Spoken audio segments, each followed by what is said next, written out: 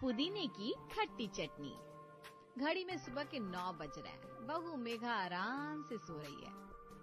अरे ये बहू भी ना समझा समझा के थक गई, लेकिन सुबह समय से उठने का नाम ही नहीं लेती। अभी कुछ कहो तो वो भी अच्छा नहीं लगता। अभी बस 6 महीने हुए इस घर में आए हुए। अरे क्या बड़बड़ा रही हो अमित की माँ, लाओ एक बढ़िया सी चाय ही बनाकर पिला दो। हाँ बस मैं ही तो हूँ इस घर में नौकरानी, बाकी सब तो मालिक है। साहब जी आपके लिए भी चाय पेश करती हूँ अभी। तभी मिनी भी वहाँ आती है।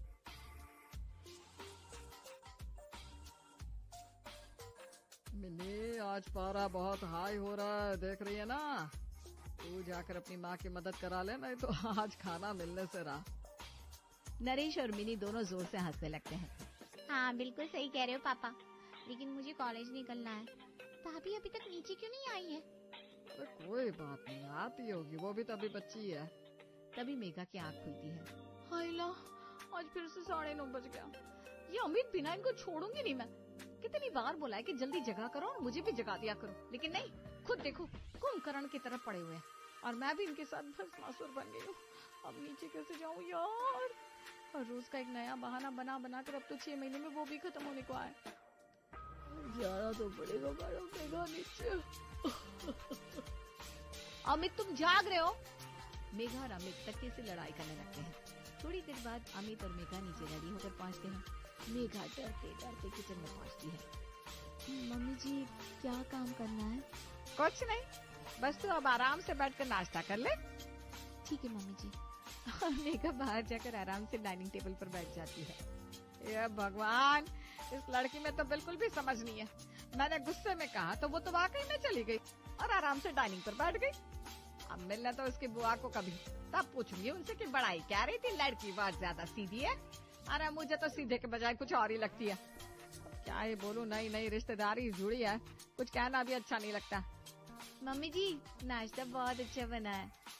हाँ बहू रानी, पका पकाया जब मिल जाए तो सब बढ़िया ही होता है, लेकिन जब इतनी गर्मी में खुद से बनाओ तब समझ में आए कि कैसे बनता है। क्या हुआ मम्मी जी, कुछ सोच रही हैं क्या आप? नहीं, मैं ये सोच रही थी कि वो शुभ दिन कब आएगा जब मुझे अपनी बहू के हाथ का कुछ अच्छा चटपटा खाने को मिलेगा। मम्मी जी मैं अभी आपसे सीख रही हूँ ना, जल्दी ही आपको अपने हाथ का कुछ बना कर खिलाऊंगी पक्का। दिन बीतते जाते हैं, ना तो मेघा कुछ सीखती है और ना ही घर में विनीता जी के काम में कुछ हाथ बटाती है, जिसके कारण विनीता जी का पारा हमेशा हाई रहता था। फिर एक दिन, भाभी क्या कर रही हो आप? कुछ नहीं भैया, बस बैठी थी। आप बताइए कैसे याद किया? कुछ खाओगी क्या? और यहाँ सा चटपटा सा। अरे भैया ये भी कोई पूछने वाली बात है क्या, ले आओ ना। ठीक है, तो बस आप 15 मिनट वेट करो, मैं भी आता हूँ कुछ तड़कता भड़कता आइटम लेकर। थोड़ी देर में राहुल बरेली के सबसे फेमस मूंग दाल के भजिए लेकर आता है। लीजिए भाभी, फटाफट से प्लेट में लगा कर ले आइए, फिर एंजॉय करते हैं। मम्मी जी, मीनी दीदी आप लोग भी आइए। कहाँ है? देखिए भैया क्या लेकर आए हैं। विनीता जी और मिनी भी मेघा की आवाज सुनकर बाहर आती हैं। क्या हुआ भाभी, आपने आवाज लगाई क्या? अरे दीदी देखिए ना राहुल भैया क्या लाए हैं। जैसे ही मेघा पहला बाइट खाती है, भैया ये तो बहुत ज्यादा टेस्टी है। अरे चटनी नहीं खाई भाभी आपने? इनकी चटनी स्पेशल है। ऐसा क्या? अब मेघा जैसे चटनी लगाकर भजिए को मुंह में रखती है, उसकी आंखों की चमक बढ़ जाती है। ओह माय गॉड भैया, ये चटनी है कि बवाल है।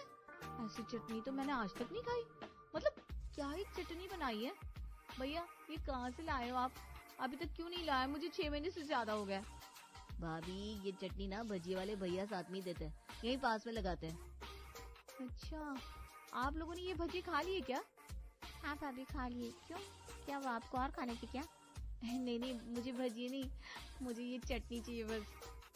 कोई शर्म ना कर मेघा, तुझे खाने तो बता दे, मैं घर पर ही बना देती हूँ। नहीं मम्मी जी, मैं ना इस चटनी की फैन हो गई हूँ, बस मुझे यही खानी है। थोड़ी देर में सब खाने की टेबल पर होते हैं। अरे बहू ये तुम कुछ अलग सा क्या खा रही हो? बाकी सब तो दाल सब्जी खा रहे हैं। वो पापा जी मुझे ना ये चटनी बड़ी पसंद आ गई, इसलिए मैंने भजिए के साथ वाली चटनी बचा ली थी।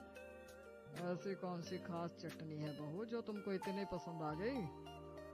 पापा जी वो आज ना मैं भाभी के लिए गुप्ता जी के मूंग दाल भजिए लाया था, उसी की चटनी है। अरे बहू इसमें क्या ही बड़ी बात है, ये तो घर पर भी बन जाएगी।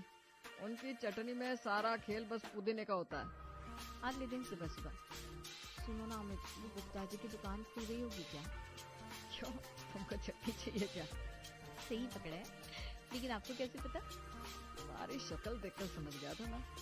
अरे शीशे में शक्ल देखो खुद की कैसे लाल टपक रही है। उनकी दुकान ही उनका ठेला लगता है, जो कि शाम को 4 बजे के बाद ही आता है। अरे यार अमित, ये क्या बात हुई भला? देखा, तुम भी कमाल करती हो। ये क्या बचपना है। अब जब उसके आने का टाइम होगा तभी तो वो आएगा। ना, मुझे अब भी कहानी है। कैसे उस चटनी का स्वाद ऐसे मुंह में बस गया है। बस कुछ पूछो मत। कोई बात नहीं, मैं शाम को 4 बजे राहुल से कह दूंगा, वो तुमको ला कर दे देगा। ठीक है, अब आज तो 4 बजे तक इंतजार करना ही होगा। मेघा का पूरा दिन घड़ी पर निगाह रखते हुए बीतता है और जैसे ही 3:30 बजते हैं वैसे ही मेघा अमित को फोन घुमाती है। अरे ये अमित बिना फोन नहीं उठा रहा है। ये भी भला कोई बात होती है क्या? उससे बोल कर गए थे, मेरा पूरा दिन उसी पुदीने की चटनी के इंतजार में बीता है। एक बार और लगाती हूँ। है? फोन कर दिया? अच्छा, जनाब मैसेज कर रहे हैं, कॉल यू लेटर। अब क्या करेगी मेघा? चल, तो राहुल भैया को खुद ही फोन कर ले। अब मेघा राहुल को फोन लगाती है। भैया वो चटनी ला दोगे क्या? मेरा बड़ा ही मन कर रहा है, वो मूंग की दाल की भजी के साथ जो चटनी आई थी ना। अच्छा ठीक है भाभी, मैं ला दूंगा, बस आप थोड़ा सा इंतजार करिए क्योंकि मुझे कोचिंग से आने में 5 तो बज ही जाएगा। ठीक है भैया। अब जैसे ही राहुल 5 बजे चटनी लेकर आता है, मेघा पूरी कटोरी भरकर चटनी अकेले ही खा जाती है। राहुल, ये अकेले भजिए यहाँ पड़े हैं, इसके साथ की चटनी कहाँ गई? माँ, वो तो भाभी को पता होगी, मैंने उन्हीं को लाकर दिए थे ये भजिया और चटनी। तभी मेघा चटनी की कटोरी चाटती हुई कमरे से बाहर आती है। मम्मी, वो देखिए, वो रही आपकी चटनी।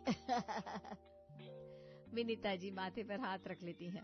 हे प्रभु प्रेमानंद, मैं ये क्या देख रही हूँ? अरे बहू, थोड़ी चटनी बची है या पूरी ही चाट ली? मम्मी जी, वो मैंने पूरी ही चाट ली क्योंकि इतनी टेस्टी चटनी आज तक कभी नहीं खाई। एक बार मुंह में रखते ही ना कंट्रोल नहीं होता। अब आज का मेघा का कोटा पूरा हो चुका था, लेकिन अब भाई चटनी की लत तो लगी चुकी थी। अगले दिन सुबह सुबह से मेघा की फिर वही हालत। अमित, मुझे आज फिर से वही चटनी खाने का मन हो रहा है। अरे तुम पागल तो नहीं हो गए हो मेघा? ये भी क्या पागलपन है, रोज रोज चटनी चटनी। अरे यार, इनका तो टेम्परेचर हाई है। चल मेघा, अपने देवर के पास चली जा, वही तेरे तारणहार बनेंगे। मेघा पहुंचती है राहुल के पास, जो कॉलेज जाने के लिए रेडी हो रहा था। भैया भैया, वो ना कल वाली चटनी चाहिए थी। भाभी, आपको क्या हो गया है? वो चटनी ऐसे अगर रोज खाओगी तो आपको बहुत नुकसान करेगी। नहीं, आज मैं नहीं लाऊंगा, नहीं तो मम्मी मुझे बहुत डांटेगी। ला दो ना भैया प्लीज। नहीं, मम्मी कल ही कह रही थी कि इतनी खट्टी चटनी रोज रोज नहीं खानी चाहिए। अब मेघा परेशान होकर अपने रूम में आ जाती है। मेघा हर रोज कभी राहुल तो कभी मीनी तो कभी अपने पति अमित से गुप्ता जी की खट्टी पुदीने वाली चटनी के लिए कहती, लेकिन कभी हफ्ते भर में सबके 25 लेक्चर सुनने के बाद 1-2 बार चटनी खाने को मिलती। फिर एक दिन विनीता जी आवाज लगाती है। मेघा, मेघा कहाँ हो? जरा किचन में तो आओ। मुझे मेरी चटनी नहीं मिल रही, इनको काम करवाने की पड़ी है मुझसे। नहीं होता मुझसे ये घर का काम वगैरह। तो क्या करेगी मेघा, जाना तो पड़ेगा। मेघा उदास चेहरा लेकर रसोई में पहुंचती है। क्या हुआ? मुंह क्यों उतरा हुआ है? कुछ नहीं मम्मी जी, आप बताइए, आपने आवाज लगाई थी। हाँ, वो ना आज मुझे मौसी जी के साथ बाजार जाना है, वो रेणु की शादी की शॉपिंग भी तो शुरू कर रही है। अब अमित और तेरी शादी की पूरी शॉपिंग मौसी जी ने करवाई थी, तो मुझे भी तो हेल्प करनी होगी ना। हाँ जी, आपकी बात बिल्कुल सही है मम्मी जी। तो फिर आगे की बात सुन, मैं अभी चली जाऊंगी, खाना सारा बना दिया है। पापा जी आज कोर्ट से लेट लौट कर आएंगे, उनके 31 की तारीख है, तो तू पापा जी को खाना खिला देना। और हाँ, लौटते टाइम मौसी जी की फैमिली भी होगी, तो सिर्फ सब्जी रायता बना लेना, बाकी फुलके मैं आकर बनवा लूंगी। ले, ये कहाँ फंस गई मेघा तू? क्या हुआ मेघा, बना नहीं पाओगी क्या? नहीं, ऐसा नहीं है मम्मी जी, बना लूंगी मैं। आओ चलो मेरे साथ बैठकर 2 चपाती खा लो, फिर मैं निकलूंगी। मेघा को तो बिना चटनी की चपाती सुनकर जैसे रोना ही आ गया, लेकिन अब अपनी सास के सामने वो कुछ कह भी नहीं सकती थी, क्योंकि डांट पड़ना जो पक्का था। नहीं मम्मी जी, मुझे ना बिल्कुल भी भूख नहीं है। बाद में, मैं बाद में खा लूंगी। ठीक है, मैं खाना खाकर बस निकलती हूँ। बेटा तू ध्यान से पापा जी को खाना खिला देना, और एक सब्जी और रायता जरूर बना लेना, जिससे आकर उन सबको खाना खिलाना इजी हो जाएगा। ओके मम्मी जी। इधर विनीता जी निकलती है और मेघा घड़ी देखती है। घड़ी का कांटा अभी 1 बजा रहा है। आज मैं ऊपर आसमान नीचे, आज मैं आगे जमाना है पीछे। आज तो पूरा घर तेरा ही है, तेरा इस घर पे राज है Megha. Thank you for watching अभी तो बस गुज्जू 1 बजा है, की लेकिन अनोखी अब कहानियाँ। नहीं मिलेगी कैसे।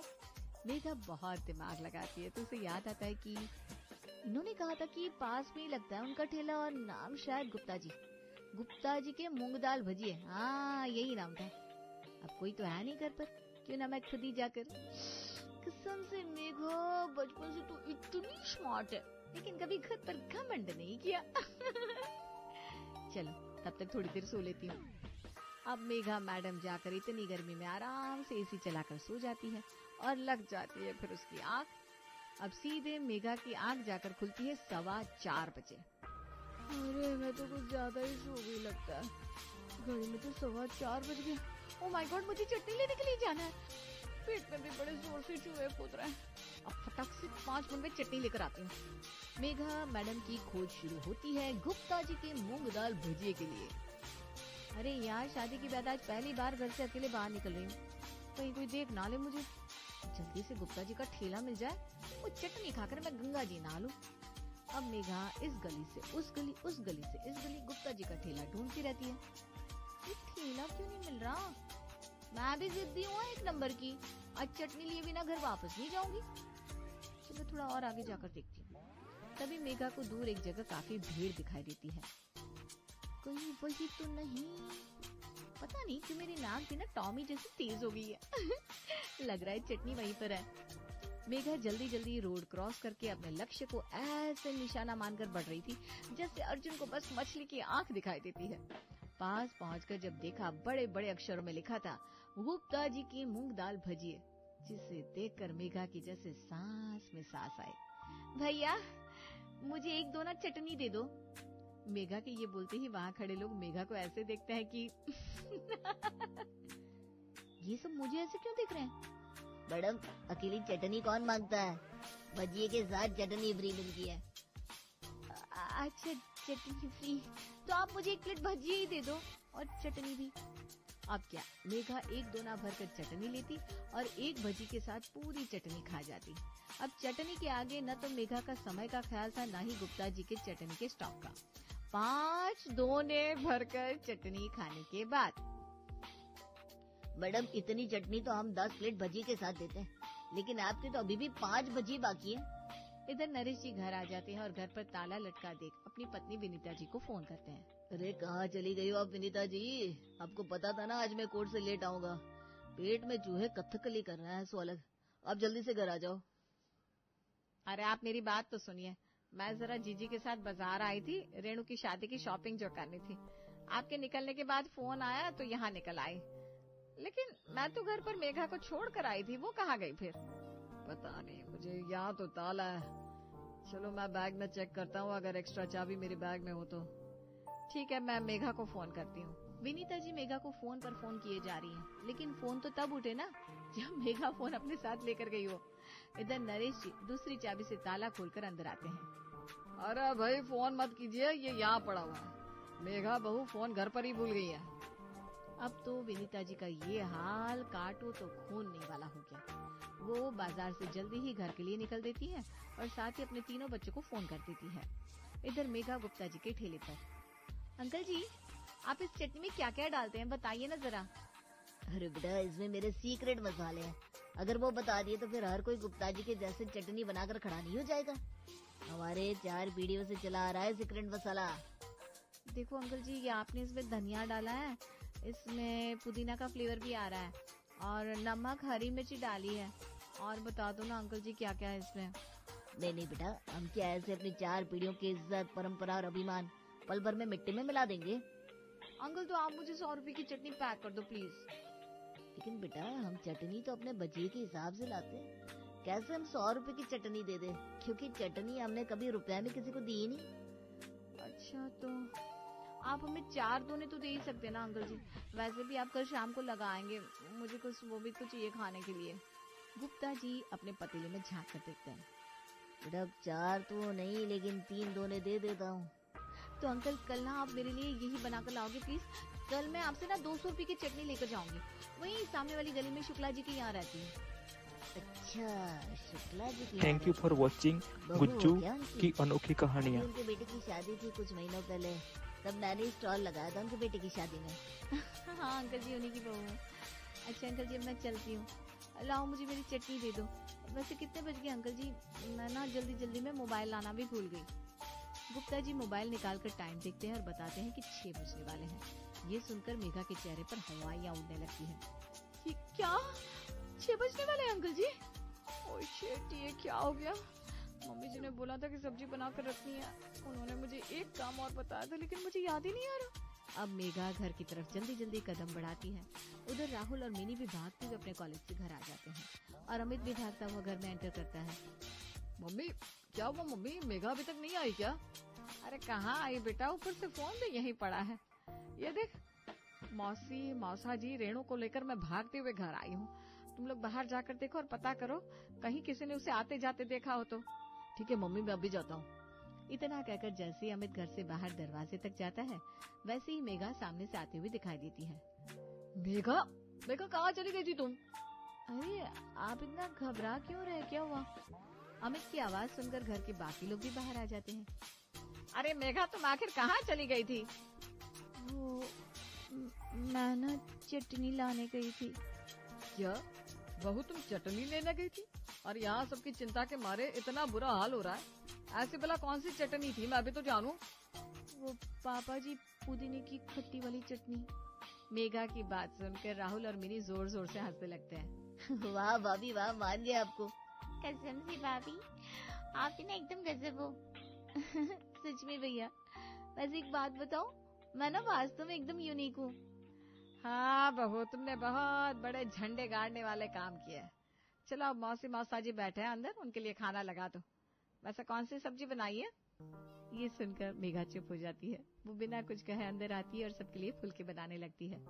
बहू अब कितनी देर और लगेगी, जल्दी लाओ ना थाली, सब भूखे हैं। अरे मेरा तो आज आधा करवा चौथ का व्रत ही मान लो। मौसा जी, ये आधा करवा चौथ कैसा होता है? अरे भाई, सुबह से कुछ खाया नहीं, बस 2 बार पानी पिया है। ये सुनकर सब हंसते हंसते लोटपोट हो जाते हैं। तभी मेघा सबके लिए खाने की थाली लगा कर लाती है। बहू ये क्या, तुमने कोई सब्जी नहीं बनाई? ये चटनी कौन खाएगा भला? वो मम्मी जी, मैं भूल गई। अरे कोई बात नहीं, इसी से खा लेते हैं। हाँ मौसी, खा कर देखिए, आप इस चटनी की ना फैन हो जाएंगी। विनीता जी गुस्से में देखती हैं। आप लोग रुकिए, मैं ऑर्डर करता हूँ, बस 15 मिनट में आ जाएगा। थोड़ी देर में खाना आ जाता है और सब खाना खाते हैं। लेकिन सास विनीता जी अब कमर कस लेती है कि मेघा को सबक सिखा कर रहेंगी। अगले दिन रसोई में। हाँ बहू, तो बन गई क्या चटनी? नहीं मम्मी जी, अभी वैसे स्वाद नहीं आया। फिर मेघा टेस्ट कराने आती है। अभी देखिए तो मम्मी जी। नहीं मेघा, ये तो हमारे गुप्ता जी की चटनी के आगे पीछे भी नहीं ठहरती। सुबह से शाम हो जाती है, लेकिन मेघा की चटनी में वो स्वाद नहीं आता। मैं कहाँ फंस गई? आज इतना काम तो पूरी जिंदगी में नहीं किया जितना मम्मी जी ने करवा लिया। तभी दरवाजे की घंटी बजती है और नरेश जी दरवाजा खोलते हैं। अरे गुप्ता जी, आप अचानक कैसे? अरे आपकी बहू कल चटनी ऑर्डर कराई थी, लेकिन लेने नहीं आई तो मैं देने चला आया। आइए आइए अंदर। मेघा बहू, देखो तो तुमसे कौन मिलने आया है। नरेश जी की आवाज सुनकर घर के बाकी सदस्य भी बाहर आ जाते हैं। जी पापा जी, कौन आया है? फिर घर के बाकी के लोग राहुल, मिनी, विनीता जी और अमित सब मेघा की तरफ देखते हैं और जोर जोर से हंसने लगते हैं। गुप्ता जी, मेरी बहू को आपके हाथ की चटनी बड़ी ही पसंद आई। कभी कभी thank you for watching Gujju घर की पर बना अनोखी बना कर कहानियाँ। तो वो थक गई, लेकिन वो स्वाद नहीं आया। जी ठीक है भाभी जी, जैसा आप कहें।